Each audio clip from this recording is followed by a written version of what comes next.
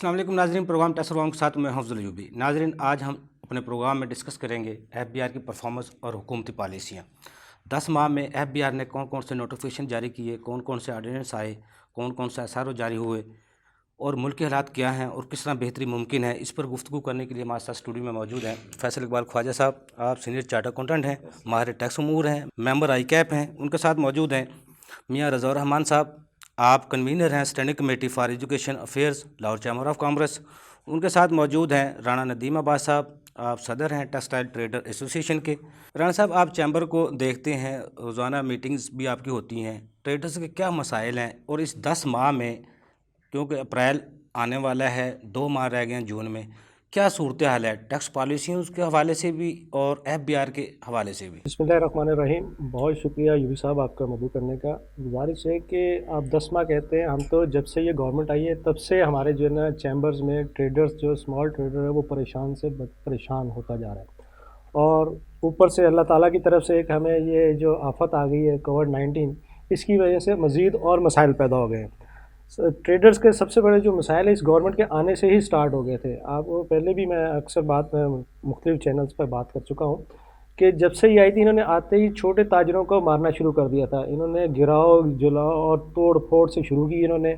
और एक कभी इन्होंने आईडी कार्ड के चक्कर में उलझा दिया, कभी सेल टैक्स की नई शराइत लगा दी, कभी इन्होंने इनकम टैक्स की मुख्तलिफ। जब से ये गवर्नमेंट आई है 2-2.5 साल से तकरीबन, मैं लगभग गलत ना हूँ तो 170 या 200 इन्होंने एसआरओ जारी कर दिए। और किसी एक एसआरओ की अभी तक किसी की समझ में नहीं आती और उसके बाद दूसरा एसआरओ आ जाए। सबसे पहले हमारे इंपोर्टर का इतना बुरा हाल इन्होंने कर दिया है कि मशीनरी इंपोर्ट करना, एक कमर्शियल इंपोर्टर है, आम दुकानदार है, जो पाकिस्तान में जो इंडस्ट्री को चलाने के लिए इंपोर्टर को सबसे बाहर से माल मंगाना, रॉ मटेरियल मंगाना, उसके लिए प्रॉब्लम। पिछली गवर्नमेंट में क्या होता था, क्लियरेंस हम लोग केयर के ज़रिए करवा लेते थे और वन विंडो इन्होंने शुरू किया। वन विंडो पर इन्होंने कहा जी वन विंडो करें। इमिग्रेशन पे इन्होंने प्रॉब्लम शुरू कर दी। 100% इन्होंने जो ना वो हमारे ऊपर ये प्रॉब्लम शुरू कर दी कि हर चीज़ की इन्होंने आते ही वो करने शुरू कर दी, एग्जामिनेशन शुरू कर दी। पहले क्या होता था कि केयर पे हम लोग सारी, वो ग्रीन एक चैनल था, उस पर हम लोग अपना माल निकलवा लेते थे। अब उसमें टाइम भी ज़ाया हो रहा है और टाइम ज़ाया होने से उसमें रिश्वत का एक बहुत बड़ा बाज़ार गर्म हुआ है कि वो कस्टम में आप एक चीज़ आपकी 2 दिन में क्लियर हो जाती है और वो आपकी महीना पड़े, डैमेज भी हमें पड़ रहे हैं और उसमें तकरीबन रिलीफ देने की बजाय प्रॉब्लम ही प्रॉब्लम शुरू कर दी है। इन्होंने टैक्स पे इन्होंने शिकंजा तो टाइट किया है आवाम के कि आवाम को से लिया जाए, लेकिन आउटपुट उसको कुछ भी नहीं है। मेरा ख्याल है कि जितना सख्तियाँ इन्होंने इंपोर्टर के लिए पैदा की हैं और रॉ मशीनरी पार्ट्स में इन्होंने जितने के मसाइल पैदा करने मंगवाने के लिए, कि आने वाले वक्त में इंडस्ट्री चलाना मुश्किल हो जाएगी। अभी छोटी सी एक बात है, पहले हम लोग ड्यूटी ऑनलाइन जमा कर देते थे, अब वो भी मुश्किल हो गया। अब इन्होंने पहले रात को 2 बजे बैठे भी हम लोग ऑनलाइन करके तो क्लियर करके सुबह हम पेपर दे देते, अब वो भी नहीं हुआ। एक्सपोर्टर पहले ई फॉर्म के ज़रिए एक्सपोर्ट कर लेता था, अब इन्होंने वी बॉक्स का एक ड्रामा शुरू कर दिया कि उसमें एक्सपोर्ट भी मुश्किल कर दिया कि छोटा दुकान आप कहते हैं इंपोर्ट ना करें, लोकल आप इंडस्ट्री लगाएं। लोकल इंडस्ट्री किस तरह परवान चढ़ेगी कि अगर आप हमें हालात साजगार ना देंगे? हालात हमारे पास है नहीं है। वन विंडो की जगह पर इन्होंने अजीब से वो तमाशा लगा दिया कि वन विंडो का एक कर दिया, लेकिन आज तक वन विंडो पर कभी कोई मसला नहीं। ये डॉक्यूमेंट शॉर्ट है, ये डॉक्यूमेंट्स पूरा करें, दूसरा डॉक्यूमेंट्स पूरा करें। तो ये सारी चीज़ें इन्होंने ना उलझा दी हैं। राणा साहब, ये जो जितने भी मसाइल आपने बताए ये तो सारे ब्यूरोक्रेसी से रिलेटेड है, महकमे से रिलेटेड है। हुकूमत का इसमें आप क्या समझते, क्या दखल है? क्यों नए टैक्स लगाए हैं या टैक्स रेट बढ़ाए हैं या शराइत को ऐसी लगाई हैं? सर जो मुश्किलात हैं वो सर बताएं, क्योंकि ये तो जो डिपार्टमेंट के मसाइल हैं ये तो वो अपने रिश्वत के लिए या अपने जैसे भी आप समझते हैं, बेहतर समझते हैं, वो मसाइल पैदा करते हैं। गुजारिश है, एसआरओ कौन जारी करता है? एसआरओ गवर्नमेंट जारी करते हैं ना। पहले उनको एक पॉलिसी बनाएं, उस पॉलिसी के तहत वाज़ह करें हर ताजर पर, हर इंडस्ट्रियलिस्ट पे कि ये आपकी पॉलिसी है, इसकी टाइम पीरियड 1 साल है या इसका टाइम पीरियड 6 महीने। आप आज एक एसआरओ जारी करते हैं जिसमें उसमें लोग उसको समझने की शुरू करते हैं, अपना उसी तरीक़ेकार को फॉलो करते हैं। 8 दिन बाद एक नया एसआरओ आ जाता है कि इसको छोड़ के इस पे कर दें। पॉलिसी में तसलसल गवर्नमेंट देती है सर, गवर्नमेंट देती है, एक बजट बनाती है, पूरे साल का बजट बनाता है। यहाँ पर तो हर 2 महीने का एक बजट बना देते हैं, हर 2 महीने के लिए एक नई पॉलिसी ले आते हैं। यही मुसीबत है। अब रेट एक एसआरओ रिटेल प्राइस का हुआ है, उसमें आप देखिए कितनी कबाहतें आ गई हैं, कोई ना किसी जगह पे इंसान जो है ना हम काम नहीं कर यानी कि सकते। आप समझते हैं पॉलिसियों का फुकदान है, सर जो जो डेमरेज, एसआरओ रोजाना के बेस पे आते हैं, ये बंद होने चाहिए। सर आपके ने क्यों किया ये सारी चीज़ें, आपने इकट्ठी क्यों की हैं? आपने टैक्स के रास्ते बंद किए हैं, कैरी के रास्ते बंद कर दिए हैं, आपने एक क्या है कि यहाँ पर स्मगलिंग बंद की है। अब क्या हो रहा है, स्मगलिंग 4 गुना ज़्यादा हो रही है, और आप जो माल करप्शन ज़्यादा बढ़ रही है। जितनी आप अगर अब एक बंदा सीधा एलसी के थ्रू माल मंगवाता है, एलसी के सारा कुछ करता है, और उसको आके यहाँ पर क्या करते हैं, उसमें चेक कस्टम पे आके पकड़ा जाता है। कस्टम में उसको बजाय ग्रीन चैनल दिया जाए कि जो बंदा सही चल कर रहा है तो उसको सीधे फौरी तौर पर क्लियर करें, उस पर डैमेज पड़ना शुरू हो जाता है। महीना महीना उनका माल क्लियर नहीं करता। एक एक चीज़ आप एग्जामिनेशन में ले गए तो किस तरह आप करेंगे? एक कंटेनर के अंदर 50 चीज़ें होंगी, 50, वो एक कंटेनर आप खोलेंगे उसको 6 महीने आप लगा देंगे तो चेक करने में, तो ताजिर कहाँ जाएगा? साहब ये आपका पॉइंट हमारी तरफ आ गया है। मियाँ साहब, आपका एजुकेशन से ताल्लुक़ है, एजुकेशन का वसीत एक तजर्बा है आपका, आप क्या समझते हैं हुकूमत की इसमें क्या इबाहम है? आपको हुकूमत क्यों एजुकेशन की तरफ तवज्जो नहीं दे रही, या वाकई कोरोना के मसाइल ऐसे हैं जिसकी वजह से एजुकेशन सेक्टर को कभी बंद किया जाता है, कभी खोला जाता है? आप क्या समझते हैं? बिस्मिल्लाहिर्रहमानिर्रहीम। आपका बहुत शुक्रिया, मदू किया आपने। और देखिए, हुकूमत की प्रायोरिटी नहीं है एजुकेशन, और हुकूमत का अगर कोई टारगेट फ़िक्स किया हो ना कि हमने ये चीज़ें अवेल करनी है, हासिल करनी है, या विज़न हो, तो फिर तो आप उस विज़न के मुताबिक काम करते हैं। जैसे ये इंडस्ट्री में प्रॉब्लम्स के बारे में इन्होंने बताया है सारा, इसी तरह की प्रॉब्लम स्कूल्स के साथ भी हैं, इसी तरह की बाकी जो डिफरेंट और अदारे हैं उनके साथ भी हैं। तो हम सिलेक्शन गवर्नमेंट की इसलिए की जाती है कि वो आएगी, प्रॉब्लम्स का सलूशन निकालेगी, जमहूरी हुकूमत है, हमारी बात सुनेगी, हमारे मुताबिक चलेगी, या उसमें जो मुनासिब फ़ैसला होगा वो कर दिया जाएगा। हर दफ़ा सोचते यही हैं, लेकिन होता वो है जो कुछ इससे बिल्कुल बरखिलाफ़ होता है। तो ये एजुकेशन के ऊपर तो बिल्कुल भी कोई कंसंट्रेशन नहीं है पिछले एक साल से। शफकत महमूद साहब चैम्बर में आए थे, आपकी उनसे मीटिंग भी हुई थी, वो तो बड़े धीमे मजाज के हैं और समझने वाले हैं चीज़ें, तो उसके बावजूद फिर अब वो लॉकडाउन 11 अप्रैल तक लगा दिया। जी, शफ़कत महमूद साहब बहुत अच्छे आदमी हैं, बहुत नफ़ीस आदमी हैं, शफ़ीक आदमी हैं। शफ़कत भी, उनका नाम भी शफ़कत है। लेकिन जो मुराद राज साहब यहाँ पंजाब में इस वक्त विराजमान हैं, उनकी वजह से बहुत सारे मसाइल बड़े हुए हैं, बिगड़े हुए हैं। कितने स्कूल बंद हो गए होंगे मियाँ साहब? देखें, इसमें तो मेरा ख्याल है इस वक्त तक तो आज पिछले एक साल का अगर कैलकुलेशन करें तो 10,000 स्कूल तकरीबन बंद हो चुका है इस वक्त तक। 10,000 पंजाब में 10,000 स्कूल तो बंद हो लोग चुका किस है। सर्वाइवल करेंगे? प्राइवेट सेक्टर किस सर्वाइवल प्राइवेट करेगा? सेक्टर हुकूमत अब की तरफ से कोई कौन से इंसेंटिव हैं जो आपको मिल रहे हैं जिससे आप सर्वाइव कर सकते हैं? आज देखें, जैसे आज दोबारा फैसला कर दिया गया कि स्कूल 12 अप्रैल से खुलेंगे, तो ये जो 15-20 दिन का जो और गैप दे दिया गया है, बल्कि पूरा महीना ही ये लग गया है, इस महीने में बेशुमार स्कूल और बंद हो जाएंगे, और जो लोग जो हैं इस सर्विस से निकल के कहीं और कुछ और काम करना शुरू कर बच्चों देंगे। का मुस्तकबिल किस तरह देख रहे हैं? बच्चों का मुस्तकबिल तो सर देखें बहुत ही इस वक्त क्रिटिकल स्टेज के ऊपर खड़ा हुआ है। पूरा साल पिछला स्कूल बंद रहा, और 2 महीने पढ़ाई हुई, और उसके एग्ज़ाम्स का जब टाइम आया कि हम बच्चों की असेसमेंट कर लें और देखें बच्चे कहाँ खड़े हैं, ऐन उस वक्त आपने स्कूल को बंद कर दिया, ऐन उस वक्त आपने बच्चों को इम्तहानात लेने से रोक दिया, और बच्चों की आउटपुट सामने पेपर पे नहीं आ सकी या एक रिज़ल्ट कार्ड की फॉर्म में नहीं आ सकी। तो मैं समझता हूँ कि वो सारी जो मेहनत थी ना पिछले साल की, टीचर्स ने ऑनलाइन पढ़ाया, इनको होमवर्क्स दिए, वालदैन ने घर में बहुत मेहनत की, और वो बच्चों ने भी जो मेहनत की वो सारी की सारी इस वक्त आके ज़ाया हो गई है। बगैर एग्ज़ाम के बच्चों को अगली क्लासेस में भेज देना, ये उनके साथ ज़्यादती है कि या फ़ायदा है? आप क्या समझते हैं? ये तो बहुत बड़ी ज़्यादती है। ये तो वो पौध तैयार हो रही है जो कि जिसकी एलिजिबिलिटी नहीं होगी, जिसके अंदर कोई क्वालिटी नहीं होगी, जिसका कोई स्टैंडर्ड नहीं होगा, दुनिया से कैसे मुकाबला करेगी? पाकिस्तान में तो छोड़ें आप, दुनिया से कैसे मुकाबला करेगी और किस तरह अपना सर्वाइवल करेगी? हुकूमत यकसा निज़ाम में तालीम ला रही थी, उसकी वो कहाँ तक पहुँचा है? वो आप क्या समझते हो, उससे कोई बेहतरी आ जाएगी? यकसा निसाब तालीम जो हुकूमत लेके आ रही थी ना, निज़ाम तालीम नहीं, अभी निसाब तालीम आ रहा था, निसाब एक जैसा कर रहे थे।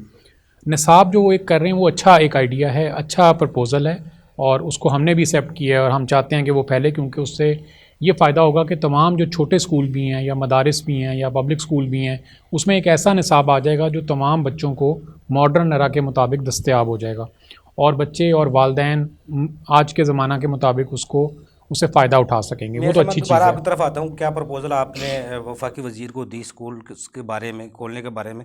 लेकिन बाद में पूछना हूँ आपके फैसल इकबाल ख्वाजा साहब का परफॉर्मेंस जब हम हुकूमत की भी और FBR की देखते हैं और जो मौजूदा है, आप क्या समझते हैं कहाँ ऐसे लुकानाज़ हैं जिनको ख़त्म करने की ज़रूरत है? बिस्मिल्लाहिर्रहमानिर्रहीम। अयूबी साहब, पहले तो मैं एक मुआजना अपने इन दोनों भाइयों की जो बातों का जी। आपके साथ करना पसंद करूंगा। इन दोनों ने बिल्कुल सच्ची और खरी बात की जी और दिल कि की बात की, दिल की वो जो बात फेस की। करते हैं डेली में। जी मेरे जो भाई ये टेक्सटाइल ट्रेडर एसोसिएशन के चेयरमैन हैं, ये बिल्कुल ये बात ठीक कह रहे हैं कि हम हर रोज़ एक नया एसआरओ, जी एक नया कानून, एक नया ऑर्डिनेंस और हर रोज़ हम टैक्स रेट्स को बदलने की एक नई सोच एक्सरसाइज कर रहे होते हैं। नई सोच लेके आते जी हैं। जी अब जैसे आपको पता है कि हुकूमत के पास इतनी मेजॉरिटी असेंबली में नहीं है कि वो किसी ना किसी जो अमेंडमेंट को असेंबली में ले जाए और वहाँ से पास कराए, तो रात की तारीकी में सोचा जाता है और एक ऑर्डिनेंस इशू कर दिया जाता है। वो भी सदारती ऑर्डिनेंस जिसकी मियाद शायद 2 माह या 3 माह होती है, जिसके बाद उसने लैप्स करना ही करना होता है अनलेस एंड अनटिल असेंबली उसको रेटिफाई करे। ठीक है। अब मैं जब बात करता हूँ एक ट्रेडर की, एक इंपोर्टर की, इन्होंने बड़ी खूबसूरत बात की कि इंपोर्टर जो है वो तो मर गया बेचारा। एक तो आपने उसको कर दिया मिनिमम टैक्स में। मिनिमम टैक्स क्या चीज़ है? सबसे पहले ये बहुत बड़ा जुल्म है, इसके ख़िलाफ़ हर एक सतह पे में आवाज़ उठानी चाहिए। देखिए, हम कहते हैं कि हमने इनकम बेस्ड टैक्स लेके आना है। ठीक है। हम सेल बेस्ड या अदर प्रिजम्पशन बेस्ड टैक्स नहीं लगाना चाहते। ठीक है। तो फिर जब हम इस तरफ बढ़ रहे हैं और इतने कॉन्फिडेंट हैं कि हमारा जो इनकम बेस्ड टैक्स है वो ज़्यादा है, तो फिर हम हर टैक्स को एडजस्टेबल क्यों नहीं करते? सही है। हमने इंपोर्ट को, सप्लाई को, सर्विस को, कॉन्ट्रैक्ट को, हर तरह के टैक्स को हमने कर दिया मिनिमम टैक्स। हमने एक अमेंडमेंट की सेक्शन 148 में, 153 में और तमाम टैक्सेस को कह दिया ये जी मिनिमम टैक्स है। ये एक जुल्म है, मतलब जिसकी नज़ीर पूरी दुनिया में कहीं नहीं मिलती। ये स्मॉल जो ट्रेडर है सबसे ज़्यादा नुकसान उनका है। यही मैं कह रहा हूँ कि इसकी नज़ीर पूरी दुनिया में कहीं नहीं मिलती। पूरी दुनिया में या प्रिजम्पटिव टैक्सेशन होता है या एडजस्टेबल टैक्सेशन होता है। ठीक है। यानी अगर मैंने एक टैक्स देना ना सेल की बेस पे, वो फुल एंड फाइनल होगा, उसके अलावा फिर मैंने कुछ नहीं देना होगा। ठीक है। या अगर मैंने इनकम की बेस पे देना है तो फिर मैं खाता भी दूंगा, खाते में से इनकम भी डिड्यूस करूंगा और उसके ऊपर टैक्स पेबल भी निकाल के जमा कराऊंगा। ठीक है। ये जो दरमियान वाली चीज़ इन्होंने एक मिनिमम टैक्स के नाम से मुतारिफ करा दी है, ये ना सिर्फ जुल्म है बल्कि एक तारीकी रात है for all the businesses, just like जो कि सर्विसेज हैं, जो कॉन्ट्रैक्टर्स हैं, जो इंपोर्टर्स हैं। अब हम क्या करते हैं, रोज़ हम इंपोर्ट का या एक्सपोर्ट का निज़ाम ही बदल देते हैं। फैसल साहब, ब्रेक से जाने से पहले मैं थोड़ा सा ये पूछना चाहूँगा आपसे, ब्रेक से जाने से पहले जो ये मिनिमम टैक्स रजीम लाई गई है, ये IMF की डायरेक्शन की वजह से है, शराइत की वजह से है, या हुकूमत को FBR ने ये प्रपोजल दिए इस तरह हम टैक्स ज़्यादा इकट्ठा कर सकते हैं? लेकिन ब्रेक से बाद आपसे जवाब लूँगा। नाज़रीन, छोटा सा कमर्शियल ब्रेक, हमारे साथ रहिएगा।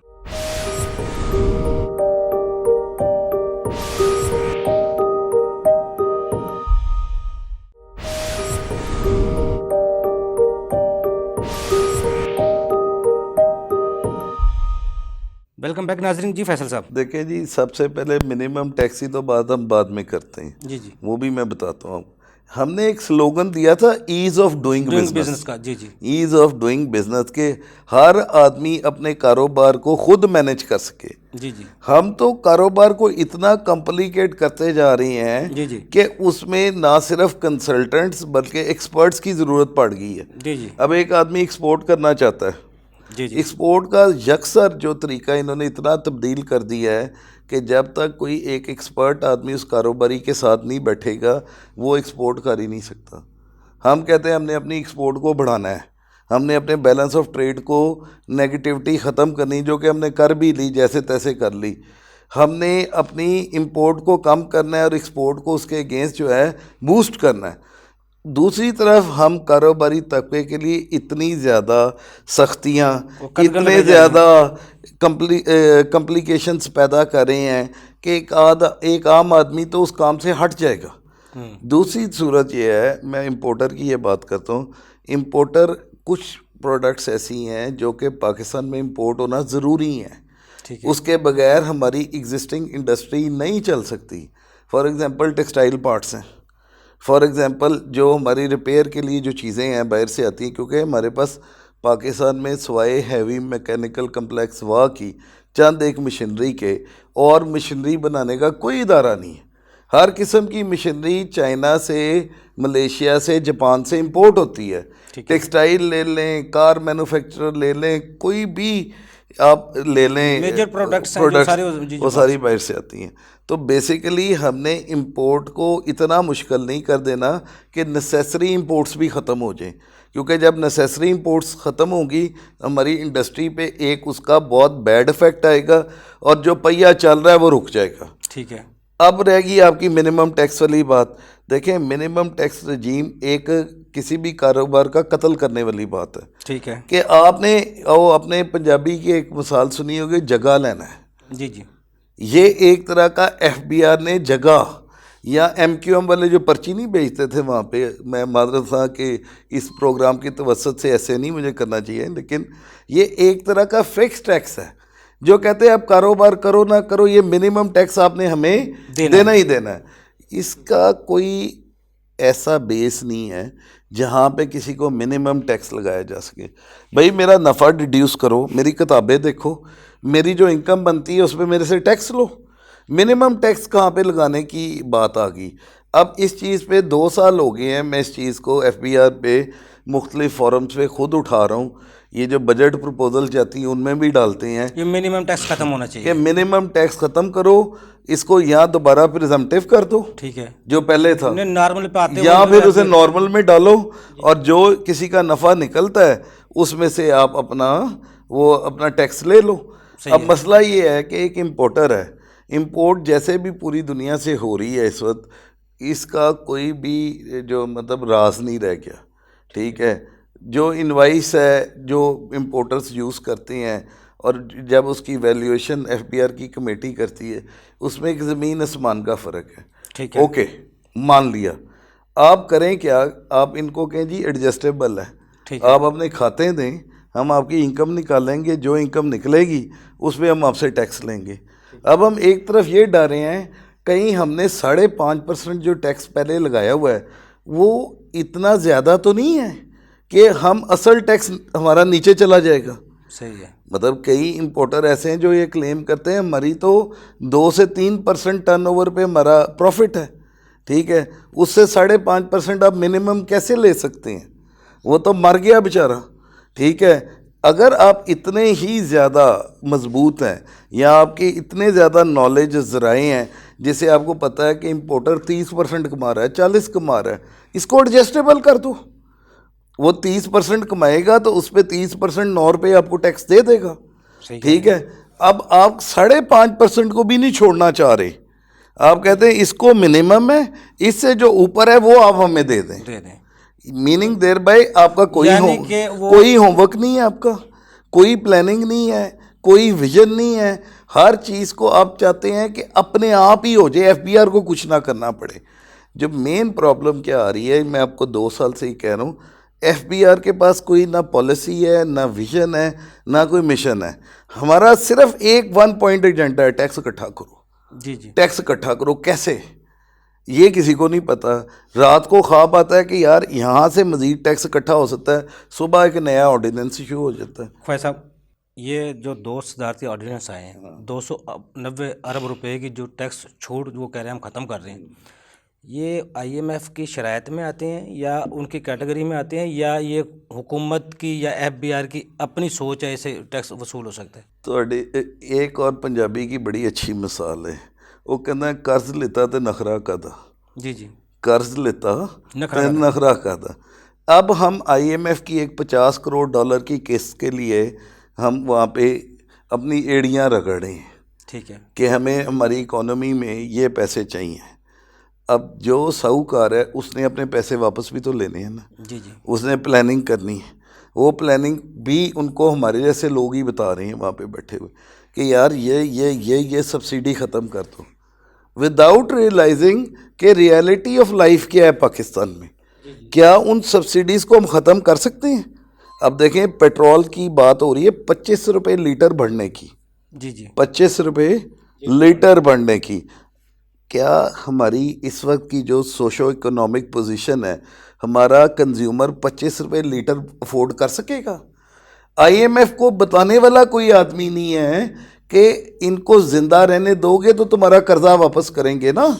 जाने तो जहान है नहीं, जान नहीं अब तो जान जिंदा ही नहीं रहने दोगे। कोविड ने अलहदा मार दिया, कारोबार ख़त्म, जी जी रेस्टोरेंट्स ख़त्म, फैक्ट्रियां बंद, यूरोप सारा बंद है, एक्सपोर्ट ऑर्डर ही कोई नहीं है। ठीक है, अल्लाह ताला ने ब्लेसिंग इन डिस्गाइज बनाई कि रिवर्स मैकेनिज्म में चले गए कि कॉपर हो, टेक्सटाइल हो, कपड़ा हो, स्टील हो, हम ये चाइना को एक्सपोर्ट करना शुरू हो गए। जब पहले ये चीज़ें इंपोर्ट होती थी, जी जी इस मैकेनिज्म की वजह से आपका एक सेक्टर जो कि टेक्सटाइल सेक्टर है वो इस वक्त बूस्ट पे है। वो क्यों? सारा यूरोप बंद है। जी जी मेरे पास कॉपर के चाइनीज़ प्लेयर्स आए कुछ, वो पाकिस्तान से किसी भी रेट पे चाइना कॉपर इग्नेट उठाना चाहते हैं। ठीक है, मैंने जब उसको डीप रिसर्च की तो मुझे ये पता चला क्योंकि सारा यूरोप बंद है, उनके पास मार्केट ही पाकिस्तान रह जाती। तो ब्लेसिंग इन डिस्गाइज है कि इन चीज़ों की वजह से हमारी इकोनॉमी थोड़ी Boost बहुत कर रही है। पुश कर रही है, उसको बूम भी- कर रही है। उसको भी नीचे लाने के लिए अब वो कदम उसको लगाए भी जाएंगे। हम हैंड ब्रेक्स लगा रहे हैं। जो हमने सब्सिडीज़ दी, जी। जो हमने एग्जम्पशंस दी, हम उनको विड्रॉ करें। अब पेट्रोल अकेला बढ़ने से बेड़ा गर्क हो जाएगा, जी ज़ाहिर बात है, एक पेट्रोल थोड़ा सा बढ़ता है तो हर चीज़ में आग लग जाती है। बेड़ा गर्क हो जाएगा। जी, जी। दूसरी तरफ आप देखें, इसमें कई ऐसी एग्जम्पशंस हैं जो बेसिक नीड्स हैं इस वक्त हमारी इकोनॉमी की, जी जी वो होंगी तो हमारी इकोनॉमी चलेगी। फॉर एग्जांपल हमने अभी रिसेंटली इंडस्ट्री के लिए बिजली सस्ती की थी, जी जी ठीक है ना। अब ये जो ऑर्डिनेंस आएंगे उससे वो जो हमने बिजली फिर बढ़ जाएगी। सब्सिडी दी है वो हमें वापस लेनी पड़ेगी, बिजली बढ़ेगी। डॉलर भी एक दफ़ा नीचे आया था, अभी उसको जी, 5 रुपये यूनिट उन्होंने कहा जी ये ऑर्डिनेंस पास होने के बाद बिजली का रेट बढ़ जाएगा 5 रुपये पर यूनिट। ये इसकी नज़ीर कहीं नहीं मिलती। 18 रुपये यूनिट इस वक्त रेट है। जी, जी। 5 को सबसे डिवाइड महंगा- करो तो महंगा आप तो- 35% बिजली महंगी करने की बात कर रहे हो। जी जी ऐसे ही है। 35% बिजली महंगी करने की बात कर रहे हो। क्या ये 35% बिजली जो महंगी होगी ये इकॉनमी हज़म कर पाएगी? क्या ये स्कूल, ये घर, ये दफ्तर, ये कॉलेजेस या ये जो ट्रेडर्स हैं, ये मार्केटें हैं, क्या ये इसको, इस निज़ाम को जी जी कबूल कर सकेंगे? मेरा ज़ाती ख्याल है नहीं कर सकेंगे। ज़ाहिर बात होगी भी नहीं कि जब आप उनका खून निचोड़ना शुरू कर देंगे, कहाँ तक खून निचोड़ेंगे? अब- एक हद होती है खौफ की भी और खून निचोड़ने की भी। और जैसे वो कहते हैं जी ये एक बोतल खून की ले लो, दूसरी लोगे तो इसको दो लगानी डॉक्टर मना कर- पड़ेगी, जी, जी, नहीं डॉक्टर इसको मना- दो लगानी पड़ेगी। वही हाल हो तो रहा है। वो मरी जी हुई है। मियाँ रज़ा रहमान साहब, क्या प्रपोजल दिए आपने वफाकी हुकूमत को? किस तरह इस एजुकेशन सेक्टर को किस तरह बेहतर किया जा सकता है? एटलीस्ट बच्चों को वीक में 2 डेज़ स्कूल आने की परमिशन दे दें, और या अगर आप 2 डेज़ भी समझते ज़्यादा है तो आप इसको 1 दिन कर दें। ठीक पहले आपने 50% बच्चों को बुलाया था, आप इसको और कम करके 30% कर लें, ठीक है। और शिफ्ट में बच्चों को बुला लीजिए। बच्चा जब स्कूल आता है और आके अपना काम ले जाता है तो मेंटली तौर पे वो स्कूल के साथ अटैच हो जाता है। उसको पता होता है कि मैंने अब ये काम करना है, और 6 डेज़ के बाद या 5 डेज़ के बाद आके मैंने टीचर को चेक करवाना है, और टीचर जब चेक करेगी, वो उसको फर्दर असाइनमेंट करेगी, तो वो दोबारा से प्रिपेयर हो जाता है नेक्स्ट वीक का काम करने के लिए। तो इस सूरत हाल में कम से कम बच्चों की जो आउटपुट आती है वो 50-60% आ जाती है। सही है। और बच्चे को मालूम होता है कि घर जाके सारा वक्त मैंने खेल कूद में नहीं ज़ाया कर देना, मैंने जाके काम भी करना है और मैंने आके जवाब भी देना है टीचर को। ठीक है। क्योंकि बच्चा बेसिकली तो देखें टीचर को ओबे करता है, कुदरती तौर पे बच्चे के अंदर ये सलाहियत होती है कि वो टीचर चाहे कोई भी हो। जी जी मैं वैसे खुद टीचर हूँ ना जी, लेकिन मेरे बच्चे शायद मेरी बात घर में कम मानते हैं, लेकिन अपने टीचर की बात ज़्यादा मानते हैं। हैं, कुछ तो ये एक कुदरत का निज़ाम है जो उन्होंने बच्चे के और उस्ताद और बच्चे शागिर्द के दरमियान रख दी है। जी जी तो जब टीचर कहता है कि आपने ये काम करके आना है, तो बच्चा जाके ही उसके ऊपर अपनी वर्किंग करता रहता है, और वीकली आके अगर वो उसकी रिपोर्ट दे देगा तो एट लास्ट उसकी कोई आउटपुट सामने आ जाएगी और उसका नुकसान कम से कम होगा या कम होगा नुकसान। ठीक तो है। ये गुजारिश ये की गई थी कि आप इस तरह का कोई मेथड बना दें कि बच्चों का नुकसान ना हो, तालीम का सिलसिला चलता रहे, रुके ना, कटे ना बच्चों के साथ। और अब हम तो आज बड़े पुरुमीद थे कि एक अच्छा फार्मूला उनको दिया है, एक एक्सपर्ट राय दी है, कोई अच्छा फ़ैसला करेंगे, लेकिन आज फ़ैसला यही आया है कि 9 डिस्ट्रिक्ट्स के अंदर नहीं, स्कूलों को 11 बंद के कर बाद दिया भी गया खुल है। जाएँ तो फिर भी वेल एंड गुड। अगर 12 अप्रैल को भी खुल जाएँ फिर भी वेल एंड गुड, आगे ना जाए फिर ना बंद कर दिया बस ये तो अब जी देखें, एक्चुअली ये दुआओं पे ही मुनस्सर है कि अब हमारी तो दुआ थी कि ये 29 को ही खोल दें और एक दिन बच्चे को परमिशन दे दें, अब 12 के लिए भी दोबारा तालीमी दुआ ही सेक्टर है। को भी रियायत कोई दी गई है हुकूमत की तरफ से, कुछ सस्ते कर्जे, कुछ तरह की स्कीमें कोई हुकूमत ने दी हैं? नहीं, कोरोना की ऐसा वजह तो से? कुछ नहीं है, स्कूल्स के लिए तो ऐसा स्पेशली कुछ नहीं हुआ, बल्कि मेरी, आपको भी शायद पता है कि मेरी 1 फरवरी को वज़ीर-ए-आज़म साहब से कॉल पे मैंने उनसे जब बात की तो मैंने उनको स्कूल के तमाम मसाइल बताए। तो मैंने लास्ट पे उनको ये भी कहा कि आपने हमें कोई पैकेज नहीं दिया, आपने बाकी कुछ अदारों को, इंडस्ट्रीज़ को आपने सपोर्ट किया, लेकिन स्कूल्स को नहीं कुछ मिला। तो स्कूल में जो तबका है ना, जो बहुत कम फ़ीस लेता है, जिसकी 1000, 1500, 2000 फ़ीस है, वो बड़ा मुश्किल हालात उसमें से गुज़रा है पिछले 1 साल में। तो उनके लिए ज़रूर कोई ऐसा पैकेज दिया जाए ताकि वो अपने रेंट्स वगैरह या अपने जो स्कूल्स के मामलात हैं उसको मैनेज कर सकें, और बाद में वो आपको कर्ज़े की फॉर्म में रिटर्न कर देंगे। लेकिन अभी तक तो उसके ऊपर कोई इम्प्लीमेंटेशन या कोई उसके ऊपर जवाब कोई नहीं आया अभी तक। तो हुकूमत आपको सबके साथ दे रहे, हुकूमत रिलीफ दे पाएगी? उम्मीद है कोई आपको? नहीं, उम्मीद तो नहीं है। आप देखें, कोई अच्छी बात है जो पूरी नेशन के लिए है, तालीम के लिए है, हुकूमत वो बात नहीं आपकी मानती, तो पैसे देना और ये करना, ये तो बहुत एक दूर की बातें हैं। बच्चों का फ़ायदा कर देते, तालीम को बचा लेते, ये बहुत ज़रूरी काम थे, उस पर तवज्जो नहीं दी गई है, तो वाकई ये कर्ज़ा देना और ये सब चीज़ें तो बहुत दूर की बात है। बहुत दूर की बात है। यहाँ पे यूबी साहब, मैं अपने इस दोस्त की एक बात को थोड़ा सा ऐसे अजरा मजाक, बड़ी सीरियस बात हो रही है। मेरी छोटी बेटी स्कूल गई तो वो दूध नहीं पीती थी। एक दिन मैंने उसकी टीचर को जाके कहा, क्योंकि मैं ख़ुद भी टीचर था एक ज़माने में, मैंने कहा जी आज आपने क्लास में लेक्चर देना है कि सारे बच्चे सुबह दूध पी के आएंगे तो वो फिर अच्छा पढ़ सकेंगे। तो नेक्स्ट डे मॉर्निंग जब वो उठी तो उसने आगे ख़ुद अपनी मदर से कहा कि वो मेरा दूध का गिलास कैसे, मैंने पढ़ने जाना है। जो तो बिल्कुल वो सही कह रहे हैं। This is the thing which my brother is saying कि अपने जो टीचर की बात है ना, वो बच्चा ऐसे मानता है जैसे कि वो उसके लिए एक कानून है। कानून है, बिल्कुल सही कह रहे हैं आप। और उस्ताद का और जो शागिर्द का जो रिश्ता है वो भी माशाल्लाह अल्लाह ताला सबको कायम पता है, रखे। क्योंकि हमारे मुल्क में तो शायद कम हो, लेकिन दूसरे मुल्कों में तो उस्ताद की एहतराम में जज साहब खुद खड़े हो जाते हैं। राणा साहब, कौन सी कदगन है जिनको दूर करने की ज़रूरत है ताकि जो आपके स्मॉल ट्रेडर्स हैं, यूनियंस हैं, ताजिर बरादरी है, वो खुश हो सके हुकूमत से, और हुकूमत भी उनको कोई रिलीफ दे सके? अगर वो दे सकती है तो आप समझते हैं वो रिलीफ मिल सकता है? जी, गुजारिश है, ख्वाजा साहब ने ट्रेडर्स के मसाइल को बहुत अच्छे तरीके से बयान किया, और मैं ख्वाजा साहब से अक्सर हम लोग सीखते हैं, जब भी ये चैम्बर भी 1-2 दफ़ा आए हमारे पास। तो गुजारिश है कि जिस दिन से ये गवर्नमेंट आई है ना, इनकी पॉलिसियों में कोई तसलसल नहीं है। इनको लोकल ग्राउंड रियलिटी को ये नहीं जानते। इन्होंने अगयार की पॉलिसियाँ ले ली हैं, बाहर से इंपोर्ट किए लोग, उन्होंने हमारे ऊपर मुसल्लत कर। सर मेरी बात गुजारिश है कि बाहर से इंपोर्ट किए हुए लोग इन्होंने बिठा दिए इदारों के ऊपर। हमारा मेन इदारा जो था एफबीआर या जो मेन स्टेट बैंक है, उस पर इन्होंने बाहर से ला के इम्पोर्टेड लोग बिठा दिए जिनको लोकल यहाँ ग्राउंड रियलिटी का पता ही नहीं है। और ये हमारे ट्रेडर के साथ ये सबसे बड़ा जो है ना, ये जुल्म किया गया है कि यहाँ पर जो भी ये पॉलिसी लाते हैं, यहाँ के स्टेक होल्डर को ये शामिल नहीं करते। यहाँ पर एक्सपर्ट जो हैं, लोकल एक्सपर्ट हैं, जो टैक्स के एक्सपर्ट्स हैं या चार्टर्ड अकाउंटेंट्स हैं, या जो यहाँ की रियलिटी को समझते हैं, उनसे ये रब्ता नहीं करते। और ये जो बाहर से बना बनाया एक जो इनको पैकेज आता है, उसको ये पढ़ के हमें सुना देते हैं। वो 1 महीने बाद कुछ पैकेज आ जाता है, अगले महीने बाद कोई दूसरा पैकेज आ जाता है, तीसरे महीने। उसमें क्या है कि हम तो एक ट्रेडर हैं, हमारी माजरत से मैं आपकी बात को थोड़ा सा कर ले रहे हैं कि यहाँ पर जो छोटा दुकानदार है ना, या एक आम हट्टी बान है, मैं छोटी सी हट्टी दुकानदार है, वो अनपढ़ तबका है।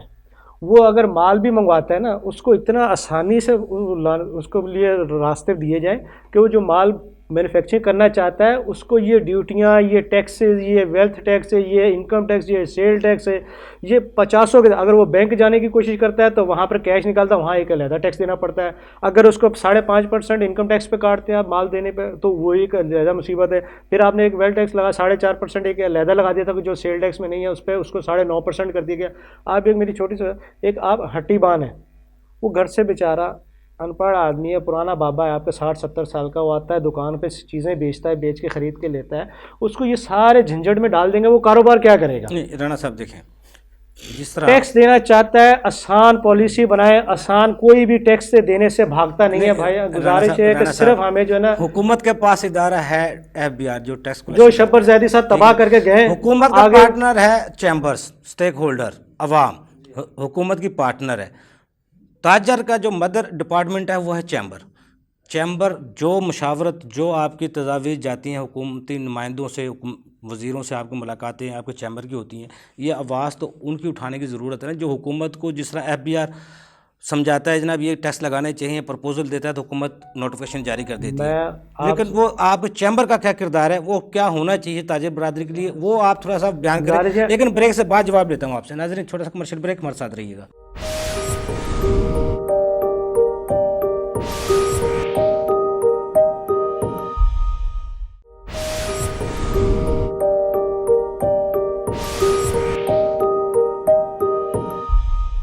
वेलकम बैक नाजरीन। जी राना साहब, गुजारिश है कि आपने बड़ा अच्छा किया है कि यहाँ के ये गवर्नमेंट को क्या चैम्बर्स क्या करता है।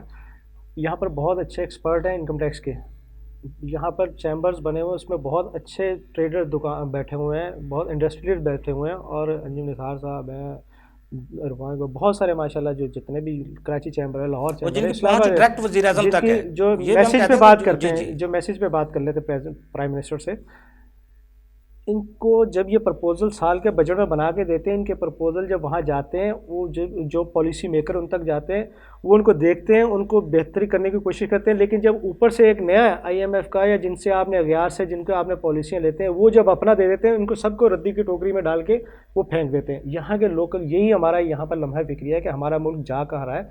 हम ये कहते हैं गवर्नमेंट से, और जब से ये गवर्नमेंट आई है, कि खुदारा यहाँ के स्टेक होल्डर से आप लोग राय लें, तजावीज़ लें, यहाँ के लोकल जो लोग काम करने वाले हैं, जो एक्सपर्ट हैं, उनकी, क्योंकि वो ग्राउंड रियलिटी को जानते हैं। तो आपने उजागर करने हैं सर, हम बताते हैं, जब हमारी सामने ख्वाजा साहब हैं, ये एक चार्ट माशाल्लाह से टैक्स को समझते हैं, टैक्स बार्स को ये पूरा लीड करते हैं। ये एक प्रपोजल बना के प्राइम मिनिस्टर को भेजते हैं, जब इनकी पढ़ी जाती है, देखी जाती है, ये ग्राउंड रियलिटी को देख के बनाते हैं ना। जब ऊपर से IMF वाले आते हैं, इनके प्रपोजल कहते हैं, रद्दी की टोकरी में डाल देते हैं और अपनी वो दे देते हैं। उनको हमारी आवाम से क्या, अगर यही यहाँ पर स्टेट बैंक के गवर्नर यहाँ का लोकल लगाए होते, आपने बाहर से इंपोर्ट ना किए होते, आपने इनका जो FBR के लोग हैं वो लोकल आपने यहाँ पर लगाए होते, उनको यहाँ की ग्राउंड रियलिटी का पता होता। अब मैं अपनी बात करता हूँ। जितना हमने वो कौमी असम्बली में या पार्लियामेंट में अपने मुंतखब नुमाइंदे बिठाए हुए हैं, बजट भी बनाना पार्लियामान की जो फिनांस कमेटी है उसका काम है, लेकिन आज तक उसने बजट नहीं बनाया, बजट FBR बनाता है। लेकिन जब वो पार्लियामेंट नहीं बनाएगा तो फिर FBR की तो मर्जी चलनी है, फिर वो तजावीज़ मानी जाए या ना मानी जाए, ये अवामी नुमाइंदों का काम है ना, काम को लेकिन उठाना। आपके सवाल में ही आपने जवाब भी दे दिया जी कि अगर यहाँ के लोकल जो इलेक्ट होके गए हैं लोग, अगर वो पॉलिसी बनाएंगे तो उन्होंने दोबारा आवाम के अंदर आना है, उन्होंने आवाम को मद्देनजर रखकर अब पॉलिसी बनानी है। अगर वो नहीं बना रहे, आप ही के आपके क्वेश्चन के अंदर आंसर है कि बाहर से जो लिखा लिखाया आ जाता है, जिनसे हमने कर्जे लेने हैं, उनकी बात भी माननी पड़ती है। वो जो नुमाइंदे आते हैं आपके पास, उनके सामने उनको क्यों नहीं पकड़ते? हमारे चैम्बर्स, हमारे जो टैक्स स्टेक होल्डर हैं, वो क्यों नहीं आवाज़ उठाते? सर, हम एक मैं आपसे पूछना चाह रहा हूं। चैम्बर एक पॉलिसी बना के देती है, एक तजावीज़ देती है, जब उस तजावीज़ को यहाँ मान लिया जाता है, चैम्बर्स के, हमें लाहौर चैम्बर में आते हैं, तो यहाँ पर जो तजावीज़ दे देती है, पूरी कम्युनिटी एक बना के देती है, एक्सपर्ट से राय लेके, और जब वो इस्लामाबाद जाते हैं, वहाँ पर बिल्कुल तब्दील कर दिया जाता है, वहाँ पर एक चेंज कर दिया जाता है। अब हमारी मशीनरी का मैं आपको अपना देखे कि लोकल, अभी ख्वाहिश साहब ने बात की है कि इंडस्ट्री 100% हमारी इंपोर्ट बेस पे चल रही है पाकिस्तान की। टेक्सटाइल सेक्टर लगा लें, शुगर सेक्टर लगा लें, कार इंडस्ट्री लगा लें, जितनी भी यहाँ इवन के आपको मेडिसिन के लिए भी आपको रॉ मटेरियल आपको बाहर से इंपोर्ट करना पड़ता है। आपने क्या किया, पॉलिसी किस तरह बनाई है, किस चीज़ को मद्देनज़र रखते हैं? आपने कमर्शियल इंपोर्टर को इतना सख्त टाइट कर दिया है कि वो मशीनरी अब मार्केटों में ये हाल है कि मार्केटों में कोई माल नहीं है, मार्केटों में माल शॉर्ट होने शुरू कर दिया है, क्योंकि आपकी पॉलिसियाँ वो ताजरों से मिलती हुई आप नहीं बना रहे। आप बना रहे हैं एक्सपोर्ट करें, एक्सपोर्ट करें। एक्सपोर्ट भी किस तरह करें? अगर लोकल इंडस्ट्रियल्स का आपको चाइना के मुकाबले आप कहते हैं एक्सपोर्ट करें, तो चाइना ने बहुत सारे रिलीफ दिए हुए अपनी आवाम को। यहाँ पर क्या है, हम कहते हैं आप सिंगल टैक्स लगा दें हम पे, सारी आवाम देने के लिए तैयार है। हमें पता होगा कि हमने ये चीज़ बनानी, हमें 8% लगा लें, 5% लगा लें, 10%, जिस तरह इनकम टैक्स पे 4.5% दिया था, हमें कोई पता नहीं, जो भी माल बेचते 4.5% देके क्लियर। सेल टैक्स आपने हम पे लगाया था, उसका रिफ़ंड हमें सालों साल रिफ़ंड नहीं मिलते थे, तो उसमें हमें फंसा दिया जाता है। अब 36 किस्म के टैक्सेस लगाएंगे तो हम एक टैक्स समझ नहीं पा रहे होते, बाकी टैक्स क्या है साल के एंड पे जब ये राणा साहब आपकी बात दुरुस्त है, नए नए टैक्स लगाए जाते हैं, लेकिन ये 2-2.5 सालों में FBR ने ना कोई आपके ताजरों पे छापे मारे, ना किसी के बैंक अटैच किए, ना कोई नए टैक्स हुकूमत ने ऐसे लगाए हैं जो काबिल नफ़रत हों या काबिल हम कहते हैं या नहीं दे सकते, वो हम पे नहीं कर सकती। इसके बावजूद जो शराइत लगाई गई हैं वो भी हमारी जो दस्तावेज़ी मुआशत है उसके लिए लगाई गई हैं। ये आपका नारा है ताजरों का, उनको रजिस्टर्ड किया जाए, उसके बावजूद फिर आप सरापा एहतजाज होते सर हैं। गुजारिश है कि आप एक तो भाई यहाँ पर वो थोड़ी सी बात में मैं इंडोज नहीं आपको करूँगा। अभी पिछले दिनों इरफान इकबाल शेख इस्लामाबाद क्यों गए थे कि इन्होंने एक स्टोर्स पे जो है यहाँ पर चल रही है उसके ऊपर छापे मारने शुरू कर दिया, आके काउंटर से उठा दिया FBI वालों ने सारे ना वहाँ पर। अभी इरफान इकबाल शेख साहब पिछले दिनों में गए थे इस्लामाबाद, जाके उनसे करके आए। दूसरी बात ये आप, मैं कहता हूँ सबसे बड़ा टैक्स आप कहते हैं ना कि हर शटर के लिए आप NTN लेना लाजमी करा दें कि शटर खुले बाद में पहले उसके ऊपर NTN लिखा हो। जब आप NTN में आ जाते हैं ना तो फिर आपकी रिटर्न फाइल हो जाती, सारे टैक्स में आप आ जाते हैं, लेकिन आप उस पर आ नहीं रहे। ये वो होना चाहिए। आप NTN के छोड़ रहे हैं, आप दूसरे उनको इतने उलझा रहे हैं। अब मैं कहता हूँ आसान सर काम करें, आसानियाँ पैदा करें। ये पाकिस्तान का पढ़ा लिखा ताजर तबका नहीं है, अनपढ़ तबका है। और यहाँ पर आप एक दुकान खोलने के लिए एक एक्सपर्ट हमें साथ रखना पड़ेगा, हम अफोर्ड नहीं कर सकते। हमारी इनकम पे हमारी जो हमारा प्रॉफिट होता है वो 5 या 4% या 3% होता है, उस पर हम एक्सपर्ट 1 लाख रुपये या 50,000 रुपये ला के रख लेंगे तो हम काम किस तरह अपने बच्चों की रोटी कमाएंगे क्या? इंडस्ट्री पार्ट्स पे सर ड्यूटियाँ ख़त्म करने की ज़रूरत है। आप इम्पोर्ट आप बेस पे वो चीज़ों पे बिल्कुल आप ड्यूटियाँ ख़त्म करें जिस पे आप इंडस्ट्री चल रही है। खुदा ना खास्ता जिस तरह की आपकी पॉलिसियाँ बन रही हैं, ऐसा ना एक दिन इंडस्ट्री आपको चलाना मुश्किल हो जाए। जी जी। तो इस पे आप नज़रसानी करें, अपनी पॉलिसी पर तसलसल रखें, पॉलिसी वो बनाएं जो ग्राउंड रियलिटी को देख कर देखते होती है जी। मियाँ साहब, लिटरेसी रेट की अभी बात हो रही थी, किस तरह लिटरेसी रेट को हम बढ़ा सकते हैं पाकिस्तान में? लिटरेसी रेट देखें, हमारा 2.5 करोड़ बच्चा पहले ही आउट ऑफ स्कूल था, और ये जो पिछला 1 साल कोरोना आया उसमें तकरीबन 1.5 करोड़ बच्चा और आउट ऑफ स्कूल हो गया। इस वक्त 4 करोड़ बच्चा पाकिस्तान। कितने साल पीछे जाएंगे हम मेरा ख्याल है 4-5 साल पीछे तो चले गए हैं, और अब आगे देखेंगे कि क्या प्रोग्रेस होती है और कितना पीछे जाएंगे, ये कुछ दिन तक पता लगेगा। लिटरेसी रेट पाकिस्तान का 64% है, और लिटरेसी रेट ही इंडेक्स रेट को शो करता है, और जब तक आपका इंडेक्स रेट 1.5 से ऊपर नहीं आता आपकी इकॉनमी ग्रो नहीं करती है।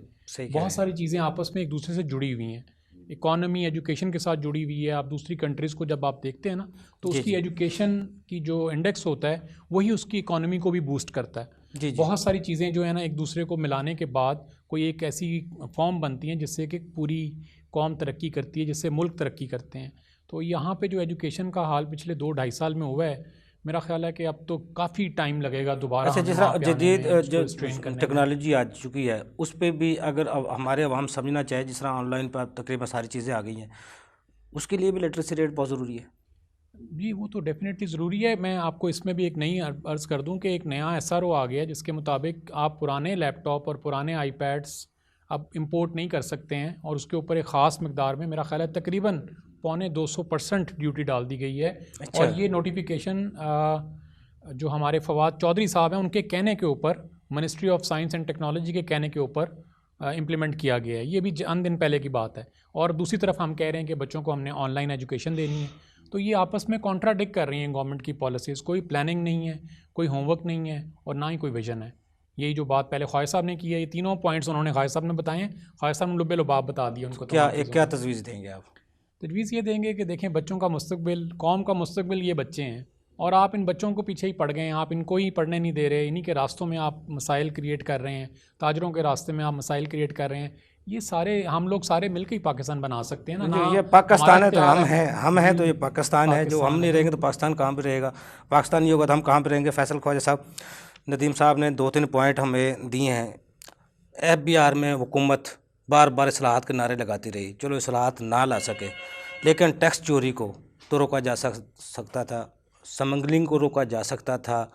बार बार नए SROs लाने के बजाय ये 2 चीज़ों पर अगर हुकूमत कवर कर ले तो मामला सीधे हो सकते हैं। देखें सर, बात यह है, आपको भी याद होगा मैंने आपसे एक ट्रेसर ट्रैक बिड पे जी मैं FBR गया था, जिसमें हमने इसका मैं भी गवाह हूँ, आप भी गवाह हैं, आप साथ ही थे। उसमें हमने कहा था कि जी हम हर बैग पे, हर जो दूध इंपोर्ट हो रहा है उसकी बात हो रही थी, हर शुगर का बैग जो बिक रहा है, हर सीमेंट का जो बैग बिक रहा है, हर टोबैको का जो पैक बिकेगा, उस पे एक ट्रेस एंड ट्रैक सिस्टम के तहत एक मोहर लगेगी, जिससे पता चलेगा कि इस पे कस्टम पेड है कि नहीं है। जी हम अभी इस रफ्फड़ से ही नहीं निकले कि वो बिड हमने किसको अवार्ड करनी। जी जी, अभी 2016 से ये बिडिंग शुरू हुई है। 2016 से 16 से आज 2021 आ आ गया है, जिसमें लोगों के वेस्टेड इंटरेस्ट जो एफबीआर में मौजूद हैं, उनकी वजह से जो भी बंदा बिड हारता है वो कोर्ट में चला जाता है और स्टे ले लेता है। अभी रिसेंट भी बिड जिसको अवार्ड हुई थी उसके खिलाफ स्टे आ गया, बल्कि नैब में केस भी चल पड़ा है। अब देखें हम इत्तलात क्या लानी है, जब इत्तलात लाने वालों के पास कोई पॉलिसी, कोई प्लानिंग, कोई विजन ही नहीं है कि उन्होंने इसको करना कैसे है। देखे जी, हमें ये अगर स्टिकर ही लगानी है जी जी, तो हम लोकल कंपनियों के लिए आसान बिडिंग करें, ठीक है। एरियाज बांट दें, शुगर इसको दे दो, सीमेंट उसको दे दो, कपड़ा किसी और को दे दो, ताकि सारे लोग आपस में लड़े ना। हम सबसे पहले कहते हैं जी हमें वो बंदा चाहिए इस काम के लिए, स्टिकर लगाने के लिए, जो 2 अरब से ज़्यादा स्टिकर जिसने एक साल में किसी मुल्क में लगाए हों। ठीक है, उसके लिए फिर कंसोशियम्स आते हैं, कोई चाइना से आता है, कोई बेल्जियम से आता है, कोई सिंगापुर से आता है कि जी हम ये वो अभी चाइना की वो मिसाल दी ना उसने कि वहाँ पे जेली बच्चे का दूध बहुत ज़्यादा बिकता था। जी जी, वहाँ पे उन्होंने क्या किया, लोकल कंपनियों से ट्रैक एंड ट्राइस जो है वो सिस्टम लिया, और जिस भी बाप ने दूध का डब्बा ख़रीदना है वो मोबाइल उठाएगा, स्कैनर लगाएगा और देखेगा इसके ऊपर हुकूमती मोहर है कि नहीं है। अगर हुकूमती मोहर है तो वो असली दूध है, वरना वो जाली दूध है। जी जी, यार जहाँ करने का हो ना अपना इरादा विजन, हो, नियत या हो, तो वहाँ जी पे जी, चीज़ों को स्ट्रेट लेके चलना होता है। जी जी, हम जानबूझ के बिडिंग को इतना मुश्किल बना देते हैं कि पाकिस्तान की कोई कंपनी उसको compete ही नहीं कर सकती। जी जी, हम कहते जी हमने बड़े लोग लाने हैं, हम यही काम 20, 30, 40 लोकल छोटी कंपनियों से भी ले सकते हैं, जो पाकिस्तान के लिए काम करने के लिए ज़्यादा इफ़ेक्टिव होंगी। लेकिन क्या है कि जो लोग बैठे हैं उनके अपने इंटरेस्ट, अभी जो इन्होंने कहा, मेरे लिए ये एक न्यूज़ है कि अगर फवाद चौधरी साहब जैसे बंदे के कहने पे ये पुराने लैपटॉप और पुराने जो हैं वो टैबलेट्स, आप ऑनलाइन क्लास, पहले तो सबसे मुश्किल ये है छोटे बच्चे के लिए, मेरे घर में मैं देखता हूँ ना कि एक बच्चे के साथ एक बड़ा बैठेगा तो ऑनलाइन क्लास पढ़ेगा, जी जी, दूसरा उसके लिए या ये मोबाइल या कोई लैपटॉप या कोई वो जो स्लेट है वो जिसको कहते हैं, क्या हम उसको कहते हैं, टैब, वो चाहिए। अगर वो माँ बाप खरीद सकेंगे तो ऑनलाइन होएगा ना। और दूसरा वो खरीद लेते, नेट नहीं है, नेट मेरे घर में मुल्क में फ्री होना चाहिए अगर ऑनलाइन देनी है तो। सफाई करती, वो एक दिन मेरे पास आई, मुझे कहती जी मुझे ना 5,000 का कोई एंड्रॉयड मोबाइल ले दें। मैंने कहा आपने क्या करना है? कहते मेरी 3 बेटियां हैं, वो ऑनलाइन क्लास पढ़नी होती है, चलो एक दिन एक पढ़ लेगी, दूसरे दिन दूसरी पढ़े, तीसरे दिन तीसरी, यानी जो सर फीस आपने क्या उसको फ़रोग़े तालीम करना है। आपको चाहिए कि अगर आपने ये ऑनलाइन क्लासेस करनी है जी जी, तो ये चीज़ें मुफ्त दें लोगों को, मुफ्त दे, नेट भी हुकूमत मुफ्त दे। जी जी, 8,000 7,000 का टैब हुकूमत दे वालदैन को, जिसकी उन्होंने 200-300 रुपये महीने किस्त में नेशनल बैंक से लोन दे। भाई साहब टाइम कम है, कौन से तलख हकायक हैं ये 2-2.5 सालों में जिनको दूर करने की ज़रूरत है। जो हुकूमत ने स्टेप लिए, इस मुआशरत की तरक्की में रुकावट ब्यूरोक्रेसी है या हुकूमती पॉलिसी है? सर सिर्फ प्लानिंग है, हमारे पास ना विजन है, ना प्लानिंग है, ना इम्प्लीमेंटेशन। जिस तरह आपने मिनिमम टैक्स का कहा इसको ख़त्म होना चाहिए, हम कहते तामीराती शोबे के लिए एमएसटी दी हुई है, वो उसका आप क्या सोच रहे हैं? दूसरी आपको और किसी इंडस्ट्री के लिए लाना चाहिए? मेरी बात सुनिए, कोई भी चीज़ कामयाब कब होती है? जब उसके पीछे एक प्रॉपर प्लानिंग होती है, उसके पीछे प्रॉपर इन्फोर्समेंट होती है और इन्फोर्समेंट का विल होता है। अब पाकिस्तान में जब तक हम ब्यूरोक्रेसी से और ये जो तमाम हुकूमती इदारों से वेस्टेड इंटरेस्ट को नहीं निकालेंगे, including those ministers, those MNAs, MPs from the opposition, from the house of leaders, ये सारे के सारे लोग जब पाकिस्तानी बन के नहीं सोचेंगे तब तक कोई भी चीज़ चेंज नहीं आ सकती। फैसल साहब आपको बहुत शुक्रिया, मियां रज़ा रहमान साहब आपको बहुत शुक्रिया, राना नदीम साहब आपको बहुत शुक्रिया, आपने हमें टाइम दिया। नाजरीन अगले प्रोग्राम तक के लिए अफजल अयूबी को इजाज़त दीजिए। अल्लाह हाफ़िज़।